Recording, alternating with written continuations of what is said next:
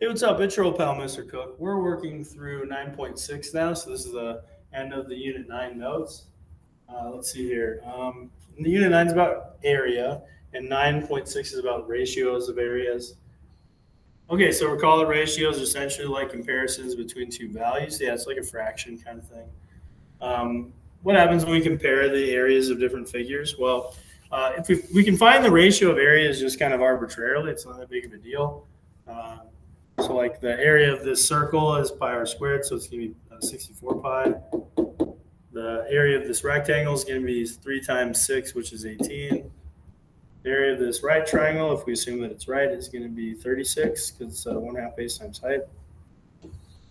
So we want to make ratios of the different shapes. We can do whatever we want, like 64 pi to 18, but we'll want to like simplify it. So, divide both sides by the same number. So just imagine this is like a fraction, like 64 pi over 18, like that. What can you divide out of the top and the bottom? Well, the same thing works for these ratios. What do you divide out of the left side and the right side together? Looks like both of them are going to be divisible by 2. So if you divide the left-hand side by 2, you get 32 pi. If you divide the right-hand side by 2, you get 9. So that's going to be the ratio between like this rectangle here and this circle over here. Okay, and you can make up any arbitrary ratio that you want.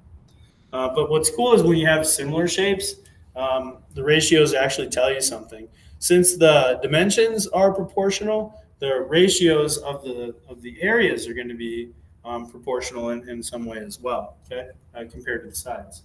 So, one way that you can show that triangles, for example, are similar to each other was from side similarity, right? So you could take corresponding sides, make a fraction out of them, and that fraction should be constant, for all sides, right? Like 17 over 51 and 15 over 45. They should all, make the same exact multiplying factor or like, fraction out of the corresponding sides, which in this case should all be 1/3.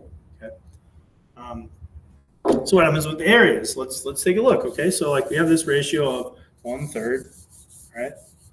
Now when we compare the areas for these, so the area of this triangle is going to be, if it's a right triangle, which it is, 1/2 the base times height. So 1/2 of 8 is 4. 4 times 6 times 15 is 60. So the area of this thing is going to be 60. And then this one, oh boy, these numbers are a little bit larger. 1/2 of 24 is 12. So 12 times 45. That gives me 540. So if I take 540, that's going to be the area of this larger triangle. Okay. The ratio of the areas, if I go from, if on this one I started with a small one on top, small triangle over the big one on the bottom, I'm going to do the same ratio here. The small area is going to be 60. The big ratio is 540. Now, if I reduce this ratio down, 60 and 540 are both divisible by 60. That becomes a 1/9 ratio. And remember that the ratio of the sides was 1/3, right? That's what we found over here. So how do these relate to each other? Well, it just so happens that, if I were to take this ratio of the sides and if I were to square it, it's going to be equal to that ratio of the areas. And that's like the result that we were going for over here. If I have two shapes that are similar, that's really important. They need to be similar.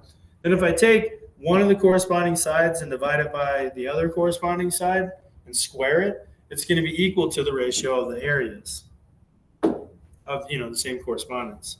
So let me show you how this works. So we have two circles, find the missing radius, and then when the ratio of the areas of the circles are 9:4.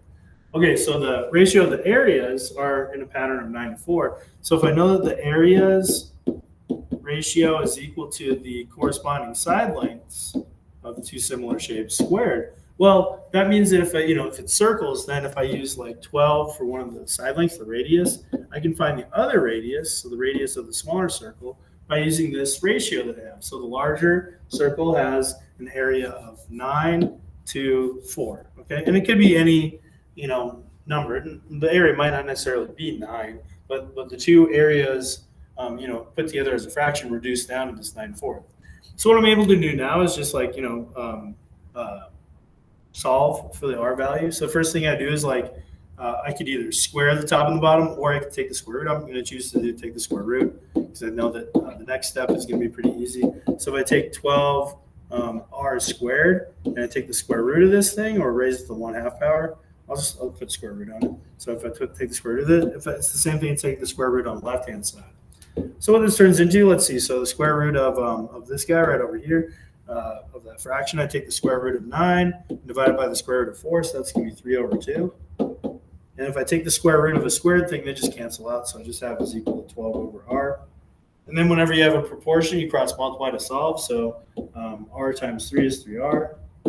12 times 2 is 24. So if I divide both sides by 3, I get my ratio value, which is going to be 8. So the the radius value is going to be 8. So the little radius is going to be equal to 8 for the small circle.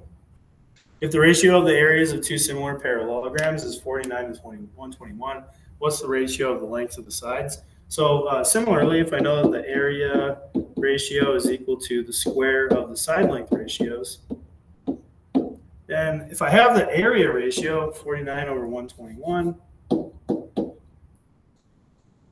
then all I need to do is just solve for the ratio of the lengths. That's this thing right here. So I just want to get S1 over S2. The way that I get that by itself is by taking the square root of both sides. Get rid of that square. So here's what I end up with. So square root of 49 over square root of 121, that's going to be 7 over 11. And that's going to be equal to the square and the square root cancel out, S1 over S2. So this is like the ratio that I'm looking for right over here. Pardon me. Okay, and then looks like two more examples. AM is the median of ABC, the triangle ABC. Find the ratio of the areas of ABM to ACM. So ABM is just going to be this little guy over here. ACM is going to go from here to here to here. And let's see what we've got. So the medians. All right, well, if it's a median, then I know that this side and this side are going to be the same from each other. Okay, and then let's see here. Find the ratio of the areas of ABM to ACM. Well, both of these triangles have the exact same height on them, like these little triangles. So this one doesn't really use the property that we have, but since this is still just a regular old triangle, if I take this base, let's call it X, and this height right over here, let's call it H, then that means that this red triangle is going to have an area of 1/2 the base, which is X, times the height, which is H. And then, if I compare that with the blue triangle, so the blue triangle is going to have, let's see here, the same base length, X, and then the same exact height, perpendicular height, H. So what do you notice about these two areas? They are the same. So this is going to be a 1-to-1 ratio because I can divide everything out from both sides. If two right triangles have hypotenuse lengths of 15.95 and 6.38, and their areas are 25 centimeters and 9 centimeters respectively, then could the right triangles be similar to each other?